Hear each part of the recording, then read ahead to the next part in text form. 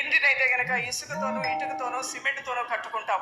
ఆ ఇంట్లో ఉంటూ కూడా సంతోషంగా ఉండనటువంటి వారు ఎంతో మంది ఉన్నారు. పెద్ద పెద్ద బిల్డింగ్లు ఉన్న మనసులో సమాధానం లేక ఇంటి వ్యవస్థలో మరి బీటలు బారినటువంటి స్థితి కలిగిన వారు ఎంతో మంది ఉన్నారు. ఎందుకు బీటలు బారిపోయాయి, ఏ కొదువు వాటికి రావటం వల్ల అయ్యాయి అనేది మనం ఆలోచన చేస్తే ప్రాముఖ్యంగా ప్రేమ అన్నిటికీ కూడా మూలం. దేవుడు కూడా ప్రేమ స్వరూపి. అందువల్లనే ప్రభు అంటున్నాడు, ఒకరినొకరు మిక్కటముగా ప్రేమించుకోండి, ప్రేమ కలుగుటకు ప్రయాసపడమన్నాడు. ఈ ప్రేమ అనేది ఆలోచన చేస్తే లోక సంబంధమైన అమ్మాయి అబ్బాయి మధ్యలో ఉన్న ప్రేమలు మరి ఆ యొక్క రకరకాల లోక సంబంధమైన జ్ఞాపకం వస్తుంటాయి. కానీ ప్రేమకి కరెక్ట్ డెఫినేషన్ ఏంటి అనేది బైబిల్ గ్రంథంలో స్పష్టంగా రాయబడి ఉన్నది. ప్రేమ దీర్ఘకాలం సహిస్తుంది, దయ చూపిస్తుంది, ప్రేమ డంబముగా ప్రవర్తించదు, ప్రేమ మచ్చలు పడదు, ప్రేమ ఉప్పొంగదు, అమర్యాదగా ప్రవర్తించదు, ప్రేమ స్వప్రయోజనమును విచారించుకొనదు, ప్రేమ కోపపడదు, అపకారమును మనస్సులో ఉంచుకొనగదు, ప్రేమ దుర్నీతి విషయమై సంతోషింపక సత్యమునందు సంతోషిస్తుంది, ప్రేమ అన్నిటినీ తాలుకుంటుంది, అన్నిటినీ నమ్ముతుంది, నిరీక్షిస్తుంది,